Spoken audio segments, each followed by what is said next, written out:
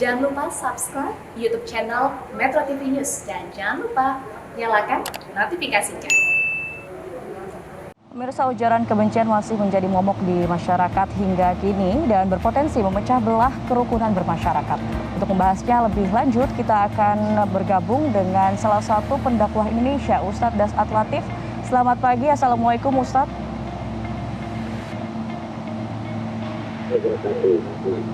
Baik, terima kasih Ustadz Dasat telah bergabung bersama kami di Selamat Pagi Indonesia. Ustadz, langsung saja kita ke poin terkait dengan ujaran kebencian. Kalau kita lihat fenomenanya, sebenarnya di Indonesia ini bukan 1-2 kali ini terjadi, tapi dilakukan oleh tokoh yang dianggap memiliki pengaruh besar, tokoh agama, dianggap sebagai tokoh agama begitu oleh masyarakat. Kenapa fenomena ini kemudian semakin marak, Ustadz Dasat? Dalam kehidupan bermasyarakat ada disebut fenomena. Fenomena itu gejala-gejala kehidupan bermasyarakat. Ada fenomena memang seperti ini, tidak boleh kita melihatnya saja sebab akibatnya, tapi kita juga lihat sebabnya.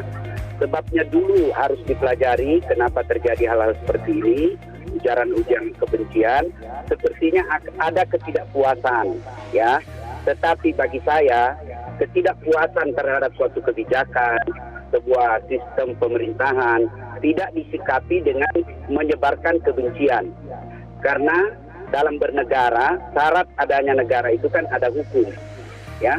Nah, hukum ini di Indonesia kita patuhi dalam berdakwah, dalam berdagang, dalam berpolitik, apa saja profesi dan pekerjaan kita harus taat terhadap hukum. Dan hukum yang paling tinggi asas kehidupan kita disebut Pancasila. Dari Pancasila coba kita simak, ketuhanan yang Maha Esa. Yang kedua, kemanusiaan yang adil dan beradab. Ada beradab di situ. Jadi ketika saya berdakwah, saya tidak mau menyinggung orang lain, ya. Ketika saya berdakwah, asas kedua ini yang harus saya pedomani, yaitu adab. Adab dalam berdakwah. Sosial kemasyarakatan Indonesia menjunjung ini, adab.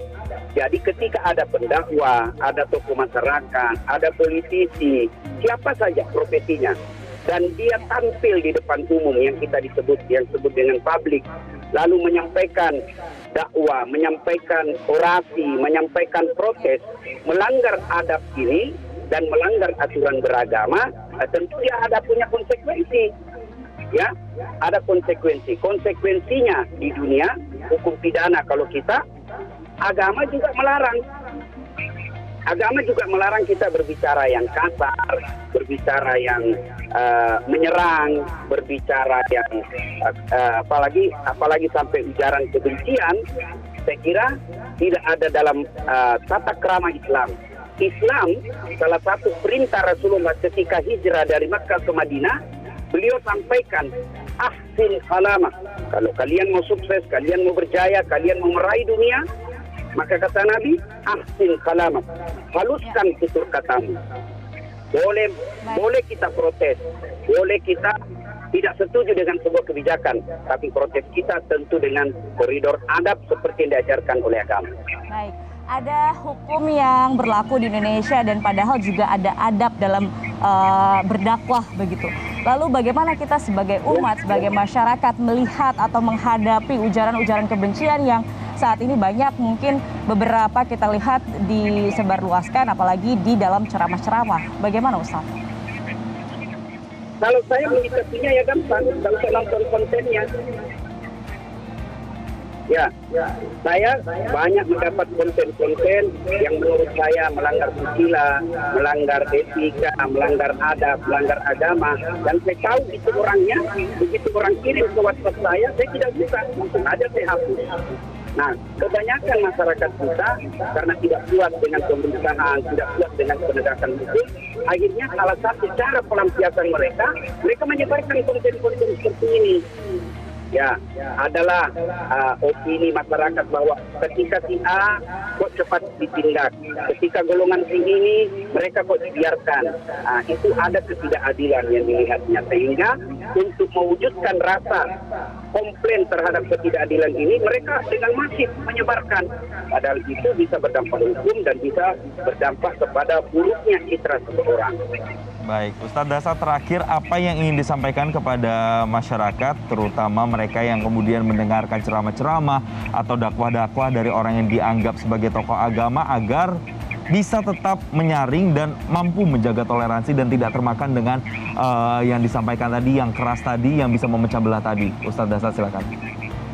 Ya, saya kira paling bijaksana ketika dengar dakwah, sudah kita pertama harus tahu siapa ini orang, apa latar belakangnya. Kalau dia ahli agama, mungkin dari pesantren mana atau dari institusi pendidikan mana. Kemudian kita lihat latar belakang ya. Kemudian lagi yang paling penting, setelah kita lihat kontennya, kalau berbeda, apalagi itu bisa kita anggap memecah belah, lebih baik tidak usah di-share. Akan lebih bijaksana kalau kita langsung menghapus. Dalam Islam ada yang disebut pepatah, likulli maqam maqal wa likulli maqal maqam. Setiap tempat ada ucapan yang cocok untuk tempat itu, dan setiap ucapan ada tempat yang cocok untuk ucapan itu. Maknanya kadangkala kita harus menahan ucapan kita meskipun dia benar karena kita pikirkan dampak negatifnya.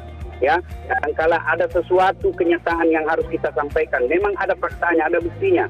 Tapi ketika kita lihat mudaratnya jauh lebih besar, maka sebagai masyarakat pengguna media sosial, sebaiknya jangan ikut-ikut menyebarkan konten-konten yang tidak mendidik bangsa kita.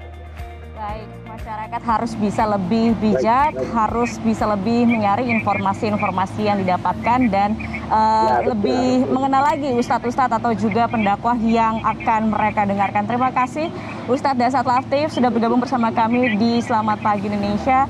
Semoga kita semakin damai dengan informasi-informasi dan juga Indonesia semakin jaya. Baik, terima kasih Ustadz Dasat Latif. Selamat kembali beraktivitas.